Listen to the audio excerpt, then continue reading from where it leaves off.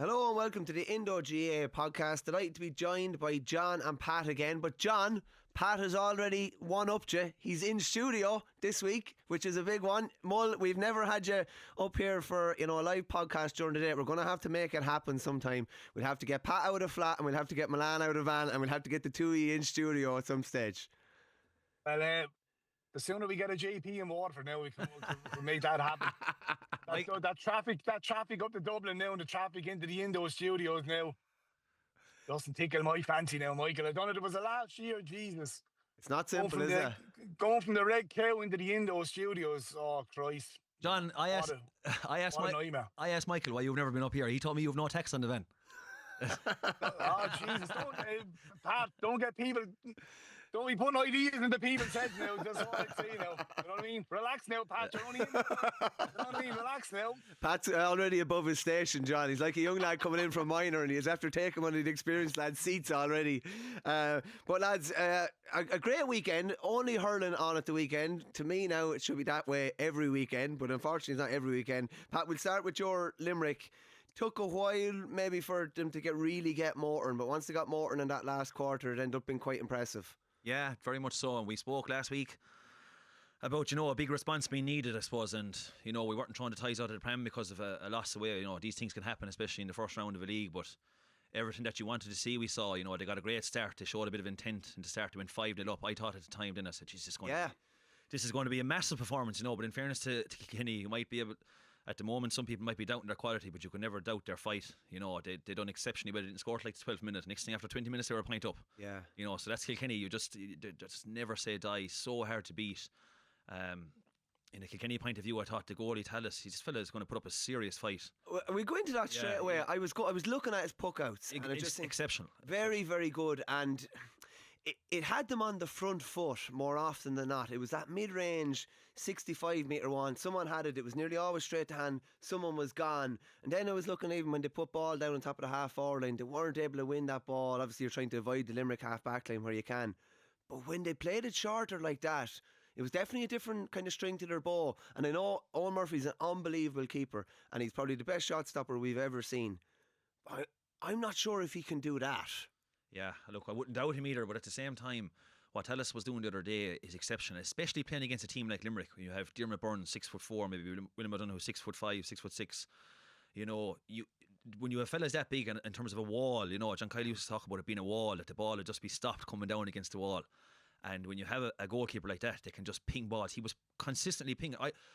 They must have got at least 110 from the puckouts directly. That they won their own primary puckout and got a score from it. It was just exceptional. And it's funny, the halftime stats were like, I think Nicky was like 17 out of 18 and Tallis was like 13 out of 18, but Nicky Quaid was let go short the whole time, whereas Tallis was going eye of the needle stuff. And he wants to those middle third, anything outside of maybe between your own 45 and then the following 65, when you can ping a man in there, it's just an exceptional skill. And I remember even trying, it looks easy, because you think of a person being unmarked, but I find last year our goalkeeper there, Stapleton, doing, I went in with him one day, we were down early, and the first time in my entire life ever trying to take a puck out, and it's so hard, and you just presume it's going to be so easy, a bit like free taking it we might get onto later. You're not being marked, but my God, it's such a hard skill. But going back to Limerick, look, great response, unreal response. Great to see Aaron Gillane back on the field. He hadn't actually played since the second round, I think, of the club championship in Limerick last year. He got an operation, so it's shoulder job, was it?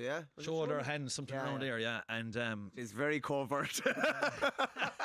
Just in case, they say there was a great story in Limerick one time about Mick Mackey that he bandaged the good knee. When he was going out playing Tipperary, so they all started hitting that knee. And Johnny Mack did the shoulder in '95 as well, didn't he? And they bolstered up the other shoulder, and there was boys hopping off him, and his sore shoulder off here got no action at all. Ben O'Connor style, he'd love all that. Yeah. Great to see Aaron Gillane back. Great to see Peter Casey. Class is permanent. Peter Casey 5 points in play. And the thing about Peter is, he gets such quality scores, especially in Limerick. Like he's a real fan favourite in Limerick. He really is. Another person could get the same score, and then Peter get a score, and the fans just lift off their seats. They just absolutely love him and adore him. And the thing is, with him, then his points are such quality as well. Yeah. That it's almost like a point and a half. It really is. If Peter could just keep the momentum now and keep his place at number 15, we could be looking at a full forward line of Aaron Gillane 30 and maybe Bull O'Brien 40 and Peter Casey 15. For me, I don't know about the two of you, that goes up pound for pound against any full forward line. in the country at the moment. So optimism back in Limerick this week. John, what did you make of it all? We'll get to Kilkenny in a minute, just from a Limerick point of view. Actually, look, we touched on it last week that they were going to. There was going to be a reaction was going to come off the back of that Waterford defeat, and I think that's what played out last weekend. Pat just touched on there. Gillane was back, Casey. I really like the look of this Matthew Fitzgerald. I touched on that in the Munster League, the co-op final against Waterford, that I wanted to cast my eyes a bit more on him throughout the course of the league. But I think he's starting to put his hand up now, Michael. And what Limerick are getting right now, in contrast to probably the last year or two, they're getting an awful lot of. They don't have as many injuries. They're getting all their injuries are cleared up, and what they're going back to now is what they're nearly going to have now. They're nearly going to have a good 19, 20 lads, and they nearly have what they're going to have now this year. They're going to have nearly cover in each line, whether it be the full back line, like you look at Mike Casey, Sean Finn, Dan Morrissey, Barry Nash. You're thinking 3 has to come out of 4 for there, so that's going to leave one to possibly cover. Now Barry Nash can go out to the half back line, cover in the half back line. This Matthew Fitzgerald coming in, he gives you the option then for the half back line. He can go into the full back line, and that's what I felt last year where they struggled. They didn't have cover in the back line. Kyle Hayes is to come back. They've plenty of cover now in midfield with O'Donovan coming, Darragh O'Donovan coming back into the mix. Coming back to himself, Aidan O'Connor started to put his hand up for selection in the half forward line. Cahill O'Neill is coming back. Cahill O'Neill is very versatile, can play either in the backs or in the forwards, midfield, wing forward. And as Pat just touched on there, that full forward line, then they've even Donegal Dowling then could he could put his hand up for selection in the full forward line, or Aidan O'Connor could even go into the full forward line. So they've cover now for every line, and they are rebuilding to back to being in a very, very good place again. And look, as Pat touched on, they were made the battle for the 2 points the weekend. Pat just touched on Kilkenny. Kilkenny will always be Kilkenny, no matter what personnel they have on the pitch. The old traits of working hard, giving an honest effort. And once you put that Kilkenny jersey on, there's an ownership on you to go out and perform to the best of your ability. And I think that's what played out the weekend. And one thing that came out of the weekend, Kilkenny will be still difficult to beat come the championship. Yeah. Albeit they're going to be down missing Billy Ryan, they're going to be missing Hugh Lawler. When they have everyone available, they're still going to be very, very difficult to beat. And if you are to overcome Kilkenny, you're going to have to come with a very, very good performance. As we've seen in the past few years, whoever knocked Kilkenny out of the championship, were pushed to the pin or a collar and had to perform to get over the line. I said it last week, if you had to put your house on it, like who's going to show up in Leinster, Kilkenny are the most likely team to win Leinster. If who's going to be consistently there and perform to a high level. Dublin can perform on a day and then maybe deliver an under par performance. With Galway, there was no consistency last year. There might be more consistency this year. So Kilkenny will still have that, John, and you had it in your column even last Saturday. And it's a great trait to have. There's a bit of a class deficit there, missing a small bit. Pat was just saying even off air, like if Owen Cody picks up a knock, they're in trouble. Like he was phenomenal at the weekend. Like he looked like he'd been playing out in the half forward line all his life. And speaking of phenomenal, John, a word on Gillane's goal. There was a bit of Ozzie Gleeson 2017 All-Ireland semi-final about it, where the right option was to pass it to somebody else. But boy, Jesus, he backed himself and he roofed it. And it's amazing. That was his first game back, but a player like that, and to end up with 1-2 then and get a nice few smacks in the back coming out, he'll probably grow a foot even over the coming weeks as a result of that. Yeah, and Pat, we touched on it last week, moments in matches. Big players having moments and waiting for those moments that can change a game or turn a match. And basically that's what it was. It was Aaron Gillane had 2 or 3 moments in the match, and it was the game changer. It was the winning of the match, and it was the goal that kind of said to Kilkenny, well, you know what, there's the buffer now. Go away. We're nearly okay. And sometimes you can never relax in having nearly a 5 or 6 point buffer when you're playing the likes of Kilkenny. But when you're Limerick, when you sit back, and you know, as Pat just touched on, you have that wall, that green wall. It's very difficult to overcome. You know, that buffer of 5, 6 points. And as Pat touched on, it was that moment. Aaron Gillane, you know, you're thinking Mike Casey is well on top in that battle, and then he just comes up with that unbelievable moment. I mean, what an unbelievable finish. And was it Colin O'Neill was outside him? You'd be bulling if the ball hit back in there. You know, Aaron, the only thing you would say if he didn't smash it at the back of the net, say, well, look, we'll give him the benefit of the doubt. He's only back. But when you're the caliber of a player like Aaron Gillane, you're going to back yourself every time. And what an unbelievable finish. Yeah, he only had, I think, 5 or 6 possessions from play in the whole game. And he came out with 5 points from play, 1-2. Yeah. And I just think that's even a small sign of, like, when Limerick supporters are watching this, just thinking, I know it's only the first game, he will have more than that, but it's kind of this feeling amongst Limerick supporters up in the stand, like, can we just get more ball to him? Can we just get more ball? He was starved at times. He was starved at times. And as John said, go on. Where's Kyle Hayes at? Is Kyle Hayes on the way back, or what's the story? I don't know now, John, to be honest. You know, I know he had a very serious injury in the club championship, and just kind of hoping that he'll be back, you know, at some stage this year. All going well, please God. It sounded like it was a very serious injury. It sounded like the vibes in recent weeks that he was on the road back rather than unknown, shall we say. John is talking about cakes and butter these days and stuff. So do you see him going into number 6? And the second question is, this Matthew Fitzgerald chap, someone I've heard that did he play up in the forward for these club, Mullane or he did. Mullane, yeah. He's only fresh out of under 20. He was under 20 last year, so he hasn't turned 21 yet. Even with UL now, like he's a fresher this year, so he can't play Fitzgibbon. Oh, go away, he's only a fresher. Yeah, right? Okay. yeah. And a brilliant young player, brilliant young talent, been talked about for a long time. He was actually, they tried to coerce him into the panel last year. We'll say over 12 months, the winter of last year, not 25 or not. Yeah, 25, 24, but he was doing his leaving cert. Okay. So he turned it down. I don't know if that's parents' thing or not, because usually young fellas wouldn't turn it down. But really highly talked about player. Even under 20 club championship, he was centre forward against Doon before Christmas. You know, serious hurler, can play all over the field. But the half back line seems to really suit him. The full back line against Waterford would have been something new.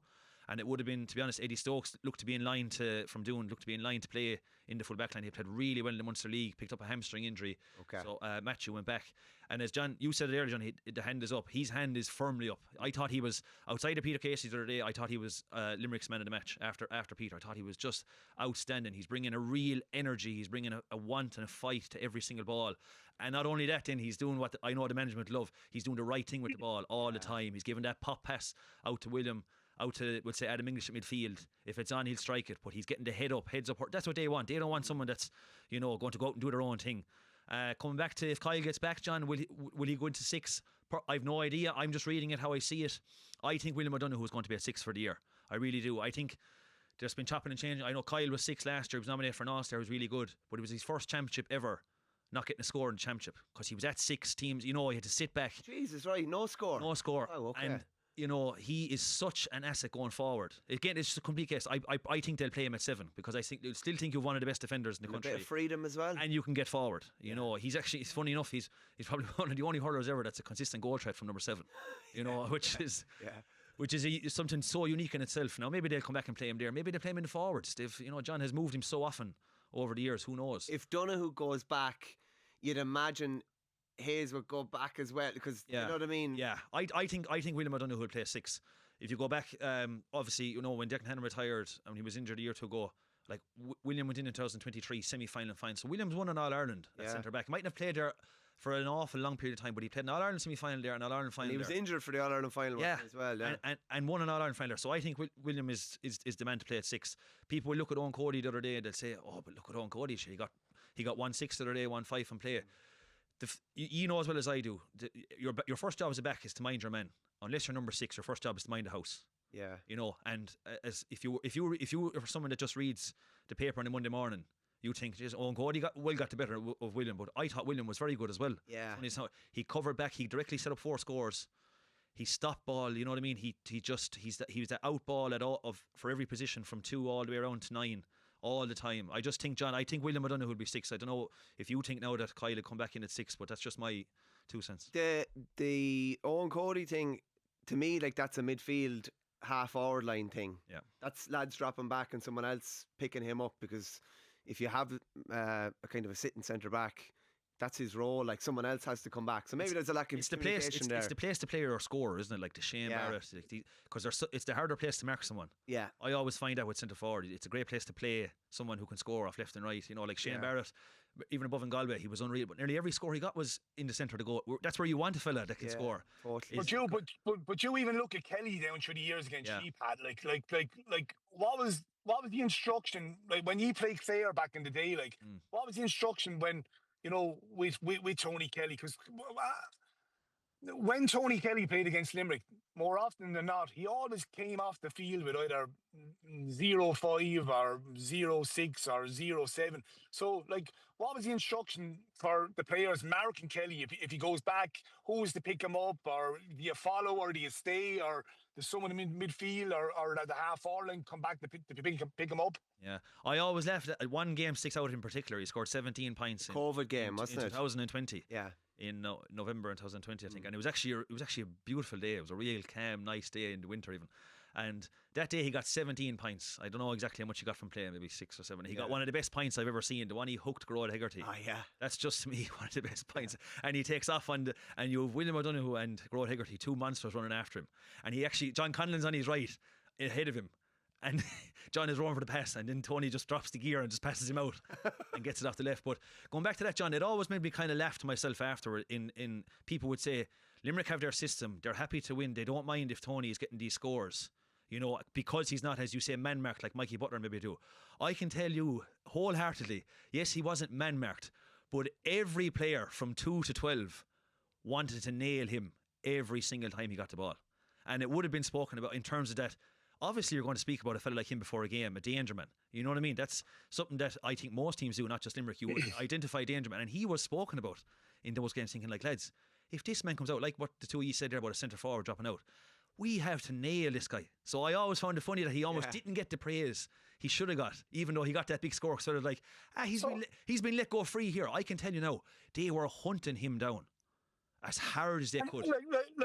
But the instruction, like, I know you have your zonal system, all right, but the instruction then from say Kyle or Connacht, is it the nearest person closest to him goes and picks him up, is it? Yes, basically if he's at 11, and that's another thing about Declan Hannon. People would always say, oh, he was sitting all the time and he was almost like a sweeper.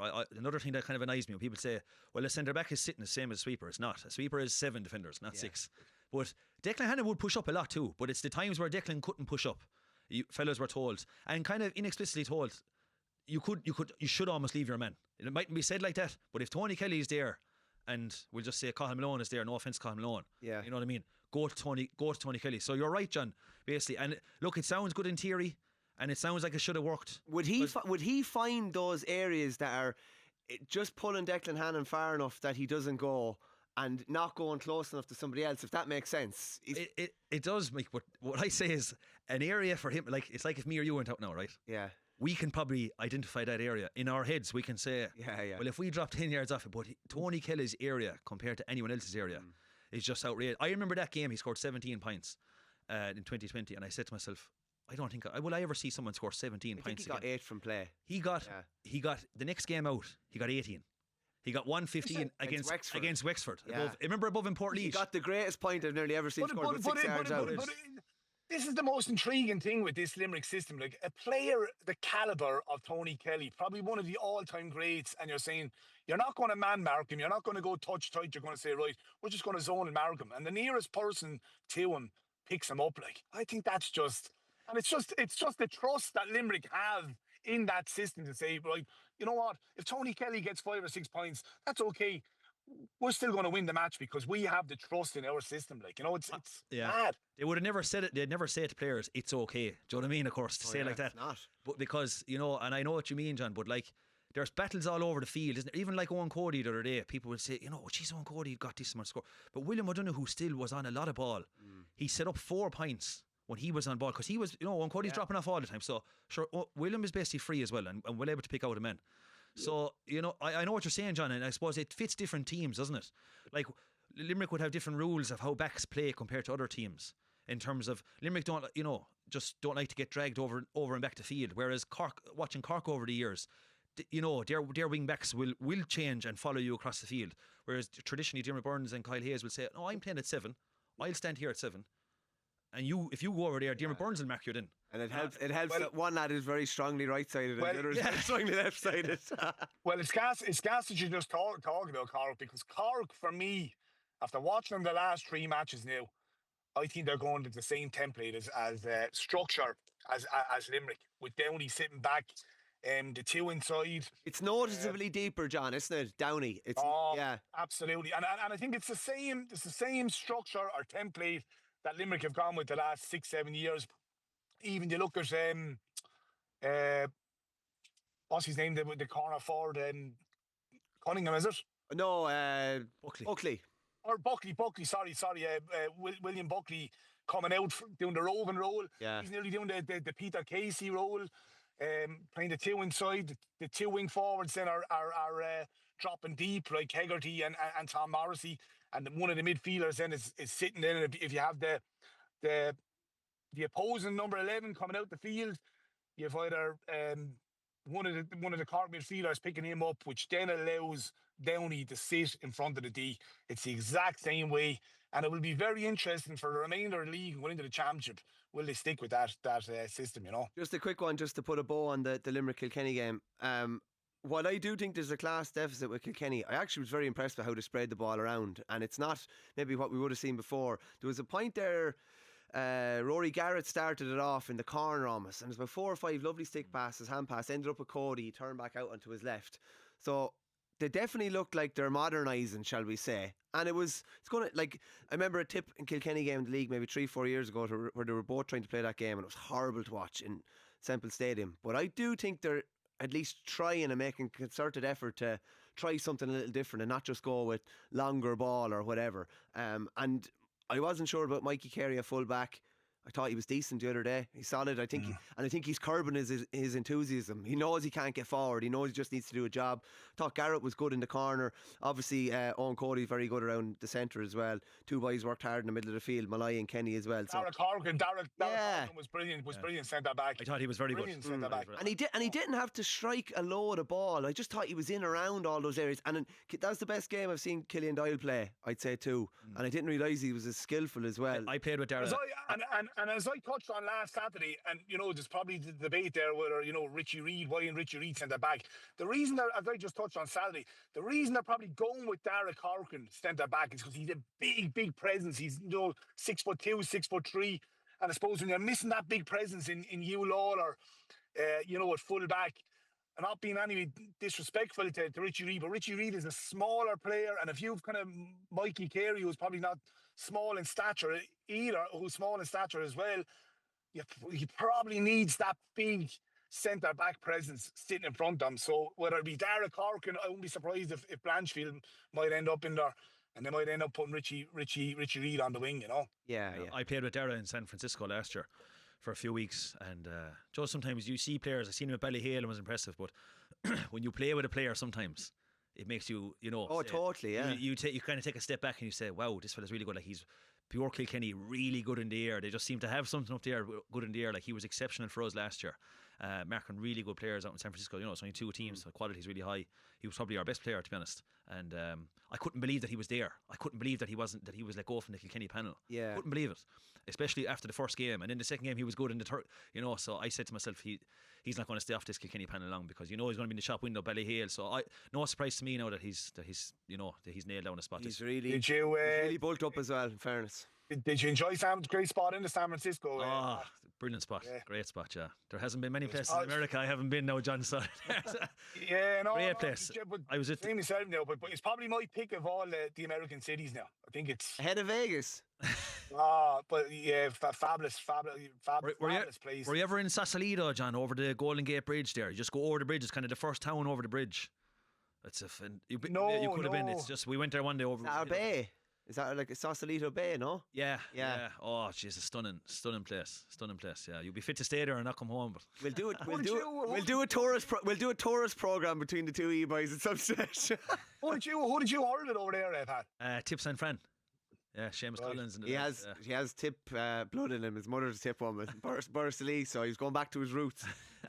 Mull, you touched on Cork and Tip there. Let's get into that, and sure, we might as well talk about the Mullane, which I thought was fucking harmless enough now, lads, to be honest with you. It started at 33.50, and I have never seen this in my life before. It stopped at 39.30 or something like that, nearly 6 minutes later. I've never seen it, and I don't know how he got away with it in a way. How can you blow up for half time when it was 1 minute and 10 seconds before it even hit injury time before it started? I thought that was bonkers. It was kind of a challenge match type of thing you would see, isn't it? Get in, lads. Get in. In a club challenge match, there was often been, because I always find sometimes a hurling, I don't know why this happens, but some of the biggest rows you've ever been in your life are always in challenge matches. Maybe it's because fellas know they're going to get away with it. I don't know. And Brian Whelan always said to us, they're dangerous sometimes. If you want to get away with something, or you have a bit of anger or frustration to get out of you, a challenge game is the place to do it. Yeah. But going back to the Mullane, look, to be honest, you'd see things like commentators say, we don't want to see this. You know, it is great in one sense for a few minutes, but what happened with the players there was it just went on too long. Yeah. Like it went on for, what did you say, 6 minutes? 6 minutes, right? all It didn't told. if it was over in a minute or two, they could, because nothing really happened, only pushing and shoving. Maybe they mightn't have forced the officials to make a decision, you know. And obviously we saw Ben O'Connor's interview after the match. You know, he wasn't one bit happy about it, you know. Lads, I'm fascinated and intrigued by Ben O'Connor's interviews. Yeah. And for me, there's method behind it. There's definitely method behind it. Give me your theory. I have a theory on it. Give me your theory. I've won as well. Yeah, go on. Here's my theory, right? I'm thinking, right, he's homing in on the physicality, right? He's stating to these Cork players. Now, I'm only surmising here that you look at his interviews, right? His eyes are nearly popping out of his head. So could you imagine? I can only envisage what he is really like in a dressing room, right? So here's my take on it. I'm thinking he's really homing in on the physicality side, which then is throwing it back to the Cork players. But I'm coming out and I'm hammering home about physicality. And he's throwing it back to them that ye go back from nobody. And I'm thinking that he's looking at the mental aspect of some of these Cork players and he's saying, right, the last 2 years we've fallen short, right? Not we, probably ye fallen short. And he's looked at it and said, right, he's broken down probably the last 2 years and honed in on some of these Cork players. And when these Cork players have a chip on their shoulder and they're hurling with a chip, and they're hurling being annoyed and being pissed off. And I go back to Limerick 2 years ago down in the park where everyone was writing them off and, you know, everyone was saying Cork are out of championship. And then they come out and they perform and they get to an All-Ireland final. And going back to last year's Munster final, they were beaten by 15, 16 points, murdered against Limerick in the Munster phase of the championship. And then they come back again, bit of a chip on their shoulder, and they play with it, you know, being peed off. And I'm thinking that he's saying to himself, right, I have to constantly have these lads hurling with a chip. Now, lads, I don't know about you, but most certainly when I hurled with a chip, I was, that's when I performed. And I was in a dressing room with some great leaders, like the Ken McGraths, the Brick Welches, the Owen Kellys, the Paul Finns, Dan Shanahans, you know, and when they had a chip, Tony Browns, when they had a chip, they performed and we performed. And I'm thinking that he doesn't want the relaxed mode coming into their dressing room. And when we've seen it, when this Cork team go into relaxed mode, that's when they've been caught. You go back to Waterford 2 years ago, right? Probably all listen to the outside noise, and he's probably saying to himself, right, you know, when the outside noise, you know, can start to build up and ramp up, all right, as in, you know, people getting excited coming into the All-Ireland final, all right, that's when probably a little bit of air of the relaxed mode can come into some of these players. And I'd say, going back to, I'd say those rumours are untrue last year. I'd say there was an element of relax mode. We have the job nearly done. And I'd say he's saying to himself, right, I want G hurling on the edge and hurling with a chip every time. Because his team back when we had the ride with them, they hurled with that kind of aura of we are Cork. We are the People's Republic of Cork. We've 30 All-Irelands, all right? But that day is gone. People have overcome that. People don't look at that anymore, like the Limericks, the Waterfords, the Clares. They don't look at that. Like, that would have won All-Irelands for Cork in the past. You know, we're Cork, we've 30 All-Irelands, all right? You have to have an element of that. But what his Cork team had, the likes of the Cusicks, the Halpines, Kern, the O'Connors, Jodine, Halpine, they played with it, the Rock, they played with a chip. They constantly played with a chip. And they had that backup of, right, we are Cork. And I'd say he's trying to instill that into this Cork team, that any time we go out, we're hurling with a chip. And I would say, lads, he's looking for anything throughout the course of this league. And I'd say you'll see another one or two Mallees. They go up to Nolan Park up in Kilkenny. They have to play Limerick. And I'd say he's saying to himself, you go back from nobody. And he will look for anything. Like, there was nothing in that Mallee the other night, right? There was nothing in that Mallee the other night. But you know the way it works, lads. You can bet your bottom dollar that one or two players would have made a smart remark. Go away, you were bottlers. You choked in the second half. Probably the same up in Galway. There was a little bit of a Mallee. You can bet your words happen. Yeah, words happen. And he will use that. And if they do happen to get back to an All-Ireland final and the supporters start to get excited again and watch callers, there'll be no relaxed mode. He will look for the chip and the edge to constantly have these players playing with. Because when these lads play with a chip or an edge or, or they're under pressure, that's when you see the best of these Cork players. Pat, I'll let you in 1 second. I just thought it was funny or peculiar that it was Alan Connolly that started the row, essentially. The last player on the Cork team that you think would start it. And that's obvious. I think that's what John's saying there. That is the law being laid down to certain lads, and we want to see this and we want to see that. I'll give you my theory in a second. You fire away. My theory is 100% in line with John's, really, to be honest. I think John is nail on the head from what I think. Even you, John, would know more about when Ben O'Connor hurled. They had that aura about him, you know what I mean? Like, he won 3 All-Irelands, he won 2 in a row. And I think it probably kills him personally when he came from that and he sees him losing the last 2 finals. Not only that, you're talking about having to get out of Munster, right? In the last 5 years, they've lost a national final to every team in Munster. Lost an All-Ireland to Limerick, an All-Ireland to Tip, an All-Ireland to Clare, and a National League final to Waterford in 22. So I think maybe he does need to do this. Maybe he does need to have this, as John said, the chip on the block, because you could argue coming into the final, even that the semi-final was terrible preparation in hindsight. Winning so well, whereas Tipperary came over the line, and there was even a kind of thing with Tipperary when they won was, Kilkenny should have had a score and this should have happened, and it's a great way to come into a game. But and then I basically was going to say everything John said, in the sense that I fully think that's it. And another thing even that's happening indirectly, I don't think Ben O'Connor means to do this, but he's definitely getting, from a certain age upwards, maybe not just Cork, he's getting all hurling people in Ireland are mad about him.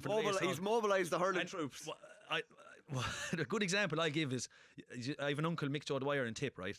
And he doesn't like Cork people now, but he would love Ben O'Connor's comments the other day about, black cards, yellow cards, red cards, because my uncle Mick Joe was a referee in London. He was only telling me this not that long ago. And I said, did you enjoy refereeing? He did. He said, but I had to give it up. I said, why did you give it up? He said, when they brought in the cards, I gave it up, he says. He says, they wanted me to have a yellow card and a red card, and I wouldn't bring them with me. He said, I just had... I goes, what did you have? I had a whistle, but I didn't really use it either, he said. So, lads, he's even got the mammies and the females all excited as well. Slow down now, Mull. He's brilliant. Yeah. He's trending. I love listening to him. Like, honest to God, he's. And people are saying he needs to dial it down. No, I don't know if he needs to dial it down at all. Like, but definitely. There's definitely method behind it, Another part of the method, it's not as big of a theory as yours. I think he's deflecting. Like, people are not talking about Cork losing the second half of the All-Ireland final now. They're talking about Ben O'Connor's comments. They're talking about Cork turned into a dirty team, which is not true, obviously, but he's deflecting. All of a sudden, the conversation has changed. How are Cork going to get over the mental anguish of the second half of last year's All-Ireland final? It's the only thing that's going to be talked about. The dressing room stuff at half-time, that never happened. That's all that's going to be talked about. No one's talking about that anymore. No one's even talking about the second half of the All-Ireland final anymore. All they're talking about is, what is Ben O'Connor going to say next? What's going to happen in the next Cork game? That's all they're talking about now. So they've kind of moved on almost, and deflected as well. Lads, we'll come back. We're just going to go for a quick break, and we'll be back in 2 seconds. Just quickly on the on-field action in the Cork tip game, Pat. Go on. Pat, before we move on, Pat, and this is what does me in, right? And I know you had Caroline Corridor, right? And this is the beautiful thing about having you on the podcast now. I love this, Mull. You just you're dipping into the bag of tricks every week. Is he still about Waterford, is he? No, but like, I'm coming from the old school of, you know, maybe banging tables and, you know, having volume in the dressing room. Like, is the dressing room gone now back to, like, well, it's kind of all calm and watch? So, or is there still a place for, like, I'm sure now Kylie would ramp up the rhetoric, leave out a few F's and blinds. Like, please tell me that that's still in the dressing room. It's still there, John, at times, but overall, majority of the time, it's not there, right? And okay. And funnily enough, one thing about, you know, being involved with John for a good few years, the time that you could be down 7 or 8 pints at half time and not hurling well is the time he'd be at his most calm. And the time you could be a pint or two up and you maybe should be 5 up. You know, them kind of games. Yeah. That's the time, John, you could get it. You know, so it's funny, there was often times, like, you know, different times over the years, Munster final against Tip when we were down heavy amount at half time, and other games, and it was very calm. And I think that gives a little bit of confidence sometimes, you know. Now, we mentioned Ben, like someone like Ben O'Connor even, I'd love to. I think if you could pay to be a fly in the ball in the air, because I'd imagine, John, he's probably more old school like that now. You know what I mean? Caroline would have brought a lot of that to Limerick in terms of that. You know, you try and measure your emotion. That, you know, you don't want, in terms of measure your emotion, that you don't want to leave some of your energy in the dressing room. You don't want to leave your energy in the dressing room before the match. You don't want to leave your energy in the dressing room half time. But of course, John, there's still a place for it sometimes. You know, it is needed. It's just maybe not as often, John, as you'd have done it. You know, I heard, John, you used to break hurleys before the match inside the dressing room. That he was in despair hurley before when the match would be starting. John, give me your best motivation kind of story from back in the day, because things would have been a bit different. Anyone get the butt of a hurley underneath their chin, or hurls breaking off tables, or anything like that? The one with Roger Casey. Jeez, I'd say now I'd say when we were coming to town up in Thurles now, I'd say the Tip County Board was saying, Jesus, we're going to have to build Waterford for a new table. But there's actually another funny one. I think we were playing Limerick in 2009, and that was just me. Like, other people would be calm, and you know what I mean.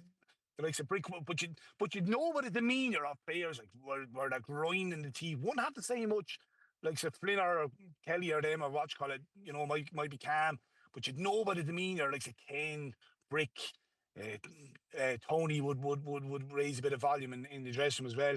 Me, I would have to be riled up. If I went out calm, I wouldn't perform at all. But there was once we were going out to play Limerick in 2009. Obviously, the Roger Casey one is a funny one. There was another one. I went to give the table a bang. Give me the Roger Casey one. I don't remember that one. That was the one with when we hit him on the finger. But the other one we were going out to play. He busted him. We were going out to play Limerick, and I'd always give the table an all smack. But then I missed the table and hit myself on the leg. What a Gary Horney, and I think I remember Gary Horney was full forward the same day, and Kelly and a couple of them, they all started bursting their holes laughing, like, you know what I mean? But that was just me, like. But I'm glad to hear that there still is moments that, like, you know, that you do pick within a dressing room that you can bring a bit of volume to the dressing room, because I still think there's a place for it. The manager said that emotion is not a sustainable thing long term, just feeding on emotion. But Derek always says it. Like, there are certain times you tap into it. Yeah. Derek is big on that. Yeah, and he's so right. You know, it doesn't need to be taken out of the game, because there's so much you can get from emotion too. You know, but it's kind of emotion meets a system, if you want to call it, or emotion meets a plan of action. Do you know what I mean? People talk about processes and plan. Everyone has a plan. You know, whether it goes to plan or not. Every team goes out with a plan. But just what John said there about being in the dressing room, sometimes I know we're talking about riding fellas up. It is so interesting sometimes how you speak about Tony and different fellas, how you see, we'll say, great players sometimes in the dressing room, and the difference between one and another. You know, like you could look across and you could see Keane Lynch, and he could literally, you know, he could be, as you just get into the dressing room, he could still be having the crack and smiling and joking and laughing and stuff like that. But there is a time then where you see the switch, you know, where you see that switch and it just comes down like a veil over, and it's just, you know, it's probably, obviously in game is the best ever emotions you'll feel when you're playing, but pre-game emotion in a dressing room is something that's so spectacular and unique to when you play the game, you know, whatever level. It's just, it's the anticipation of 9 months work, 10 months work. It's obviously the inter-county stage, it's you're after coming in on a bus, a Munster Championship or Ireland final, there's thousands and thousands of people in the street. Some lads have headphones on, some lads don't, you know. I never liked headphones on. I'd nearly be waving out if I could, you know. Other fellas be trying to keep calm. Now, believe it or not, Michael, since I've gotten involved with coaching and been involved with teams, and a bit like Kylie, I just, you know, when we're losing, I'd be nice and calm. And when, you know, even when we're probably winning, you know, you'd ramp it up. But I'd be nearly the opposite the way I was in the dressing room when I was a player. I'd be kind of more calming presence for a lot of the players, like, you know. It's not funny, yeah, and it can flip. The older you get, you can kind of change. But I do think there's always a place for emotion. Of course there is. Like Tip Supporters Club had a thing up recently with Tommy Dunn, Shamie Callan and Brendan Matter, and Shamie Callan's way of getting motivated was he just kind of hated everyone. Michael Jordan. Yeah, basically, it's like I took exception to that. And Brendan seemed the exact opposite. Yeah, and basically, what Shamie implied was that he just made up stuff. Yeah, and just to motivate himself because he said he needed a chip. Lad, something I need to chat about after the 3 weekends down, the black card. Okay, need to chat about this. I'm going to go through the rule here really, really quickly.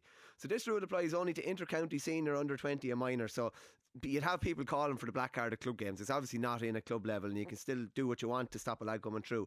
Notwithstanding provisions of existing playing rules, and specifically rule 5.44, if one of the following infractions, so either to pull down an opponent or to trip an opponent with hand, arm, leg, foot or hurl, to use the hurl in a careless manner, is committed on an attacking player who's denied a goal-scoring opportunity as defined in the important terms and definitions, the following penalties shall apply. A penalty puck shall be awarded to the team affected. The offender shall be issued with a black card and be sent to the sin bin for 10 minutes. There's no way Johnny Ryan's one the other night was a black card against Cork, in my opinion anyway. Like, it was a hand ever so slightly across, and I think there seems to be some sort of an edict, like, unless it's really, like, was that cynical the other night? Do you know what I mean? Was Mark Fitzgerald's that cynical the first week as well? I just think there's an edict been handed down that everyone's talking about how the black card has not been enforced in hurling, and we're just enforcing it now, but I think they're enforcing it willy-nilly now. And I don't think that was, what do you think? Was that a black card the other night? No, it was probably harsh, especially in terms of when the rule even came in. You know, we'll say common sense is applied, but it's not. Common sense isn't common, unfortunately. Yeah. Because the rule is almost brought in. You can't say this in a rule, but the rule is almost brought in for the last 10 or 15 minutes of a game. When a team is chasing and it's completely unfair, because that's usually when a team start pulling a fella down. Like, people don't usually pull a person down in the first 10 or 15 minutes completely on purpose. Yeah, it's coming back to Sean Kavanagh and Conor McManus. It's coming back to the Dubs kicking the ball off the tee. It's coming back to lads just putting arms around each other 5 minutes ago, really. Yeah. And you know, that was and I thought Tip defended really well the other night. You know, and that could have cost them big time. They ended up saving the penalty. You know, Tip. I thought the other night going into the game, I know we're on the black card, but I thought Tip were going to be in trouble in their defence with 4 starters from the All-Ireland, 6 backs out. And then, you know, they defended really well. And then you'd feel for someone like Johnny Ryan, you know, giving away a penalty like that when their backs are to the wall before they start. You know what I mean? It's basically a completely new backline. When Cork didn't score a goal, I was looking up that evening. I was like, it feels like Cork always score a goal at home. And I looked it up in the league. It was the first time in 7 years they hadn't scored a goal at home in the league since Wexford beat them down there in 2019. Because I was like, they just seem to always score goals. Yeah, of course. You know, so I think great. I think Tipperary will take an awful lot away from that. But yeah, black card. Look, we're going to see it now. It's like the hand pass, extra pulling on the hand pass in Limerick and Kilkenny. We're not going to see it later in the summer. Yeah, will we see the black card in the summer, John, or is this just something that we're going to see in the first few weeks? If we have to see it in the last 10 minutes. Yeah. You know. So look, we've been here before. We were here last year, the year before. It just seems to be like the weather outside. You know, just black clouds, an awful lot of rain this time of year, and then come the summer, you see very little of it. You know, so I think it'll be the norm again this year. You'll have black card after black card, and then come May, June, July, you won't see any of them. Yeah. You know, but I just think this fixture, lads, Cork, Tip, it's brewing lovely. It's brewing lovely. And I could even Cahill's interview after the match, you know, I'm a good reader of body language in an interview, and I just think Cahill will be thrilled coming out of Páirc Uí Chaoimh Saturday night, knowing that, you know what, we just kind of went toe to toe with him. We didn't kind of force ourselves too much, and I could just see it, like, you know, it'll be a totally different fixture come April the 19th. And, well, lads, that is going to be a blockbuster of a fixture on April the 19th. One lad, Colin O'Reilly, lads, I really like him. I think he's going to push himself into that team now. Oh, he's very close, yeah. I think he's going to be very close, and I think he's going to be the type of player where, look, the corner forwards union here, Pat. I think he's going to be he's going to be the corner back that Cahill will just go and say, right, Cahill, you go after him. You go after him. And he got a score the other night as well. He got a point in the first half off the left. Yeah. You know, and I actually think did he end up down in Fitzgibbon in the end, out in wing forward after Fitzgibbon got 4 or 5 points? Oh, I didn't cop that now. Yeah, he was going very well on himself and Buckley were having a rise there. Right, having a great battle. He's some defender, lads. Even the hook he got on Buckley, I know they had an advantage at the time, but he's a defender's defender, like, isn't he? The flick he got on Aaron Island the first week as well. Like, he's for a lad that's so small and diminutive, like, he's well able to look after himself. Be just interesting when someone lands, you know, say if Gerard Hegarty lands in on top of him or something like that. Teams will start looking at that type of tactic as well, obviously. Well, no. Look, that's never going to materialise, Michael. Let's be honest about it. Why is that? Why is that? Well, if Gerard Hegarty lands in the full forward line, Colin O'Reilly's not going to pick him up. Colin O'Reilly will probably even for 2 minutes, Mull. No. What'll happen is Colin O'Reilly will go after a Peter Casey or a William Buckley or maybe a Desi Hutchinson or maybe possibly a Tony Kelly. That's what I would envisage. I think he's putting himself right in the mix there now to stake a place. And as we touched on before, I think Liam Cahill is in a great position. If lads aren't performing, you know, you have the likes of Colin O'Reilly to step up to the plate and will come in and take a place. Just on Liam Cahill as well, like, he was very he answered a couple of questions about, you know, Darren McCarthy being booed and stuff like that. I thought he answered him he answered him very well. Obviously that's totally wrong, but are you telling me that he's not storing that in the memory, and that like, if you're talking about emotion coming out in the dressing room, like, that is the height. That's what I'm saying. Yeah. That's what I'm saying. Like all these managers, you look at Brian Lohan, he looks for the chip. And I'd say, you know, Clare won the All-Ireland off of having a chip. You know, you go down through the teams of the years. I'm sure your team had played with a chip. The Clare team, the great team of Lucknan, they played with a chip. They played with about 10 chips, the Clare boys. They played with a chip. The Kilkenny team, they just trained like monsters, and then they just took the chip out and on the other team and say, well, you know what, we're just going to maul ye, like, you know what I mean? So, and that's what I'm saying. Cahill is the exact same. I'd say he looks for any little edge or any little angle, and you can be sure that he will use that. He will use it. Now, it wasn't nice to see. No. It wasn't, and particularly in a league game. Like, I don't get it either, though. I know, like, he takes his routine and he goes back into the routine a second time, but it's not, like, unbelievably it's not that long. Like, I just think it's the fact that they lost. Yeah. I think it's honestly some of their fans are so hurt from losing, and it's not acceptable. But I just think that's where it's coming from. They lost a second All-Ireland. They lost an All-Ireland final last year. I was down in Cork last. You know, people think I'm coming down on them. The week before the All-Ireland, and I was having a few drinks in a pub down in Cork one night there, and I was in a conversation with 4 Cork lads, and the conversation between them all was how many days off they had booked for the following week. This is just 4 supporters, and I'm just saying that. And you know, look, they were such favourites the last year. Like, everyone thought they'd win. That they're so hurt. They're really hurt, and I don't think they'd have booed of anyone else the other night. And it's just not good enough. And some of them, I don't think the real hurling fans would have booed them. It's kind of some of the people that are, I won't say bandwagon. You know, there's such a great buzz down there at the moment. They're probably getting extra fans coming that maybe don't always go to games. Yeah. But look, they're just so hurt. But coming into that first round, it's 19th of April. I tell you, if they could add another 20,000 seats, if they could build an upper tier in Thurles, I think they'd sell 65,000 seats for that first round in Thurles. I really do. I think everyone in Tipperary is going to be there. Obviously, Cork, everyone will be there. Anyone else want to be there. It's going to be an outrageous game. I was talking to a fellow the other day, and he said to me before the match, Cork can't win this game and Tip can't lose it. because Cork have to come to Tip in the first round. If they win tonight by 6 or 7 points, Asher, they should win the first round. They'll be favourites again. And if Tip lose, Asher, Tip are in the long grass. It's kind of the narratives are already building, as John said, for April, for the 19th. And I'm just so excited for that game. That is going to be. It's going to be fair hard to get tickets, and I'll tell you that. Well, what potentially could play out as well, lads, is that both of them could meet 2 weeks beforehand in a league final. And going off of like Ben O'Connor wants to win every game. He's in a commanding position now. He's 6 points on the board. Liam Cahill at 4 points out of 6.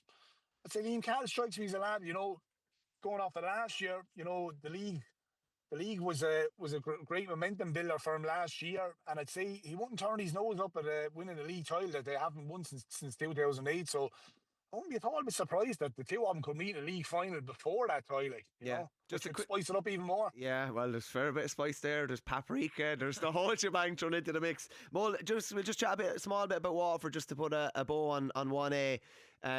Wasn't unbelievably impressive or anything the other day, but went about their business professionally enough. Pat had talked the previous week about, where their scores had come from. The vast majority came from place balls again. I think it was 12 out of the 119 came from place balls, so 1-7 from play. But got the job done well, considering who they're missing and who they have to come back. Yeah, well, look, the first half they underperformed. Weren't anywhere near the levels that they were the previous week, and I would probably put it down to it's 3 weeks in a row. Yeah, winter conditions, and probably using the same same bulk of players. Probably don't have the panel depth of a Tipperary, a Cork. So I'd say there was probably an element of tiredness in a bit of their play as well. But look, when they had to go and ramp it up in the second half, and when they had to go and find a bit more energy in that second half, they brought on Mark Fitzgerald. Great to see Stephen Bennett back.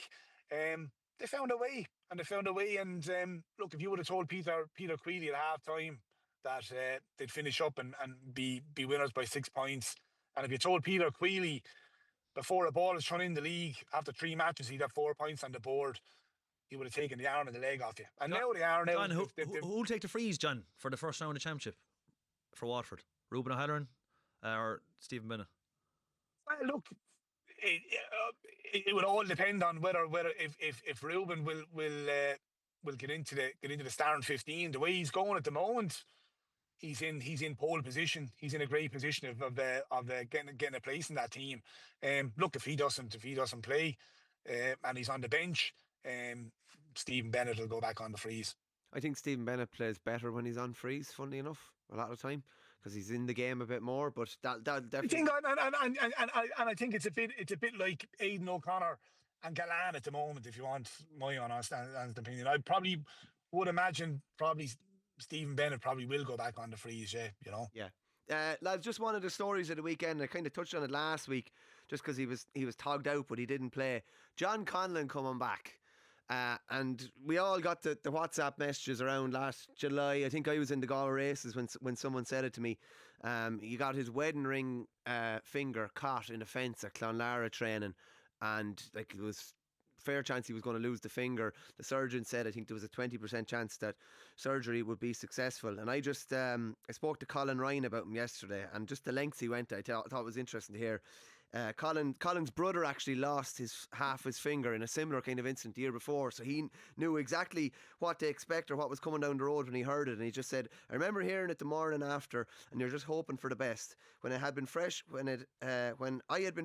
of it and seen Neil, I was like, oh Jesus Christ, this is not good. John was lucky. With these things, it all depends on the severity of them, and luckily enough, the bone was still intact and they were able to grow skin around it. John sat there with leeches on his finger to get the regrowth back in his finger.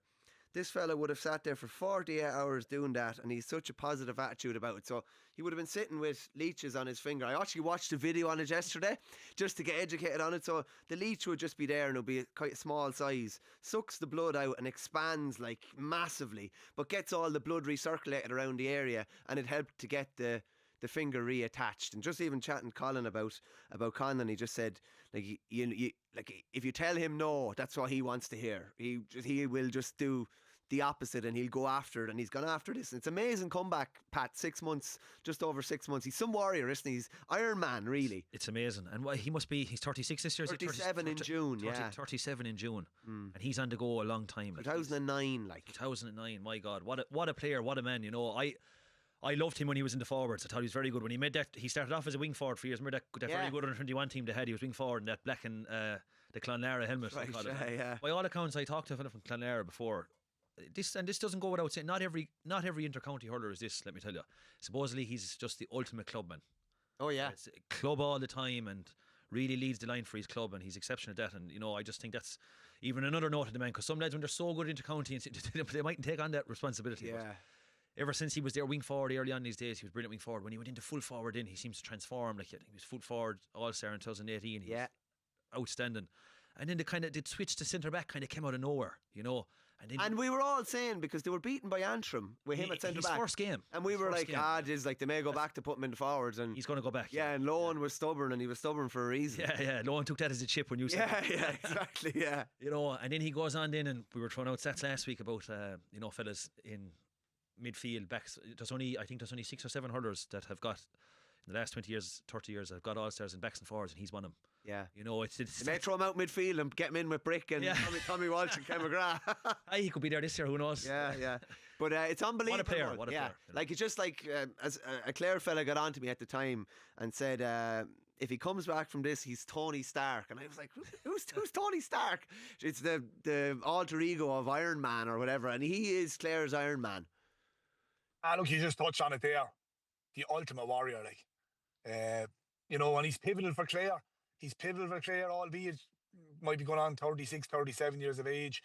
But look, for me, you know, who'd fill that kind of void left in centre back? You know, would have massive shoes to fill there.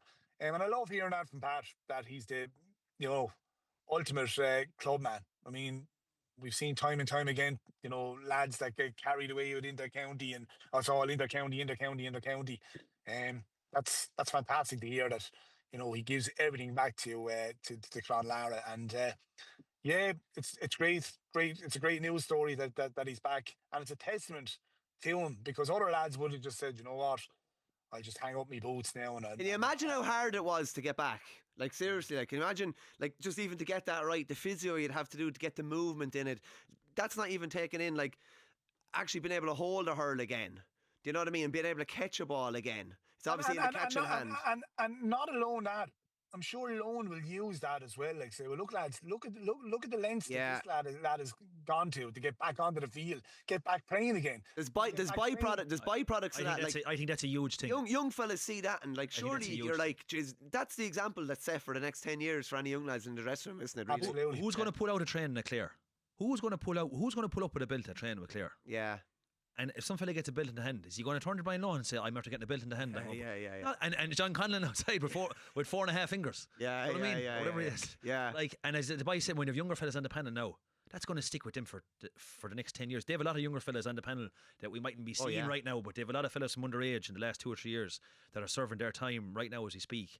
And watching John Conlon coming back into the dressing room and watching him train hard, it's just what he's done for Clare over the last 10 years is incredible. And even not to undervalue him as a hurler, skill-wise, all-around game-wise is brilliant. But I think, as John, what you're saying there, he's actually leaving something going forward, even, you know, in terms of standards. Standards are everything. Oh, yeah. You could have the best players in Ireland in your team, club or county, and if standards are down, you're just, you know, it's no good. You're just not going to perform. Yeah. Did you ever get a bad injury and you know, to the lengths of that, and just, you know, you do something ridiculous and hurl on, like, you know? I broke my leg in a county final and finished the game. Jeez, I was only after coming on at half time when I was captain, so I had no real choice, like, and they knew I was hurt, so I just went in corner forward for a few minutes and got kind of far away from them. And it was sore at the time, alright, but I was just like, I'm not going to be playing for 9 months. It's I'm staying on the field here and doing anything I can, and sure enough, I didn't play again for 9 months after. Did you get any score up there? No, I nearly set up what could have been a game-turning goal, but it didn't work out, unfortunately. It's just like, because sometimes, you know, do you ever get hurt in a game and you know you're going to be in trouble, and it's just like, you're not going to see action for a while, you're just going to be sitting on the sidelines. I was like, I'm going to tough this out. I was in bits after, like, and a fella gave me a kick in the leg that night, like around 6 in the morning. And was the pain of it, I went straight to Tullamore Hospital after. There was one funny one I had now, and the lads, there was some laughing in the club. I swallowed my tongue playing against 4 Mile Water. Oh, Lord. In 2005, and Declan Spellman, he's playing full forward for 4 Mile Water. He was a male nurse, and you know when you swallow your tongue, you've only a certain period of time to get the tongue back up, or you know to flick it back up. But lo and behold, he got the referee's pen. And I was having a fit on the ground. Jesus he got Christ. the referee's pen, and he flicked my tongue back up. But the lad said it was funny that the ambulance got called and the ambulance got brought onto the field, and I was out of it, and I was trying to break out of the ambulance. This is like WWE, Stone Cold and Bret Hart in the back of the ambulance. It was still quarter final. The lads said it was the funniest thing ever. Like they were all worried, but the lads pushed on and we got to the county semi-final. And there was no such thing as concussion back then. And I was down the you couldn't make this shit up. Like I was down the hospital till the Wednesday, and Eddie O'Connor was the manager. And Eddie O'Connor said, "You're playing next Sunday. We're playing Mount Sion." And he said, "I have a job for you." Now, Jesus Christ, I was still seeing stars. And I remember doing the following week. We're playing Sunday. I remember doing the warm up, and the job was I was to start the row against Mount Sion. That was my job. He said, "I don't care. You're not going to have any influence in the match. But if you start the row," he said, "a couple of players on the opposing team might take the bait, and I think we'll win the match." And lo and behold, it started a row, and the couple of the players on the Mount Sion team took the bait, and we ended up winning the match. That's a genius tactic, yeah. I thought the job was going to be like driving around the ambulance around the field or something mad like that. Huh?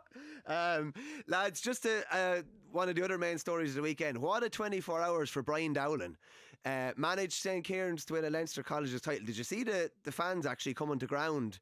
We're very lucky that no one got hurt in that. They were all climbing the kind of hoardings, and it all came down when the players ran over. Very lucky no one was hurt there. But then to go from that to a big win for Kildare against Antrim, that puts them in a good spot now. Lads, Dowling has assembled a crazy CV since 2020 alone. He's two Leinster senior camogie titles, 2 All-Ireland senior camogie titles, a Division 1 league, a Christy Ring, a Joe McDonough, is it 2 colleges All-Irelands, 3 Leinster titles? That's all in 6 seasons, lads. It's amazing, really. And but you know what I love? Did you see the passion? I think they won a free. I think it was in around the 53rd minute. And they were at the end. They were coasting it. They were about 8 or 9 points up, and they won a free. And Dowling, you could see him getting really excited. So the whole Kildare management, and like if you were seeing that from your manager, you know, and albeit it's a project that's trying to get off the ground, and it's off the ground, and it's only going one way. I mean, that wants you to drive on even more, but. But some of the scores that some of these lads are getting, I mean, and we're only getting to know some of these lads. Jack Travers, he got 2 unbelievable points on the sideline. But your man Morris Horton, yeah. I mean, the goal he got, savage. That was an incredible goal. And don't fetch the ball. Like if Aaron was talking about Aaron Gillane, the goal that he got against Kilkenny area, I would put your man Morris Horton's goal right up there alongside that goal. But yeah, they're going along nicely, lads. They're building nicely. That's a big win for them, and it puts them in a good position now. I mean, do they 4 points now? No, they've only 2, but they've only played 2. They've only played 2. Now, there's some massive fixtures coming up. I mean, you look at now. That's a very poor defeat for Antrim. And they'll look back at that defeat to Wexford, and there'll be huge regret. But I mean, they have a massive couple of weeks coming up now in the next couple of weeks. I think their next fixture then is against Carlow. They have Carlow on the 22nd, I think, and that's Davy coming up against Pat Bennett. And then there's the Down game it's well into March. They're the 2 games like they need to get results. They are the 2 games, and like I'm sure now Davy and Pat, they'd be the best of friends. They play an awful lot of golf together, and I'm sure that'll be put on the back burner for the next couple of weeks, because. And I wouldn't say there'll be any kind of, I'd say Davy now will just have to get tunnel vision and say, right, we're going into the war trenches here, because they have to go and win that match. That's a massive, massive game. And I suppose there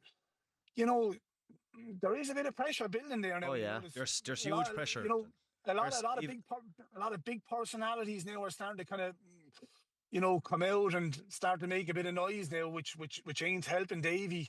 And I think whatever about going down to Joe McDonough, that can happen. You can accept that. And look, that's probably the way Antrim are going to be for the next couple of years. Going to be a yo-yo county, being up and down.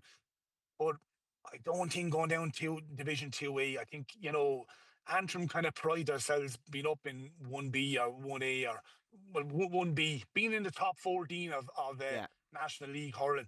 And I think it would be a huge backward step if they were to get relegated to Division 2. So it's a massive couple of weeks, Yeah, 100%. John, thanks for joining us once again. Pat, thanks for being in studio, and we'll chat to 2E again next week. So, Mick. Oh, bother, lads.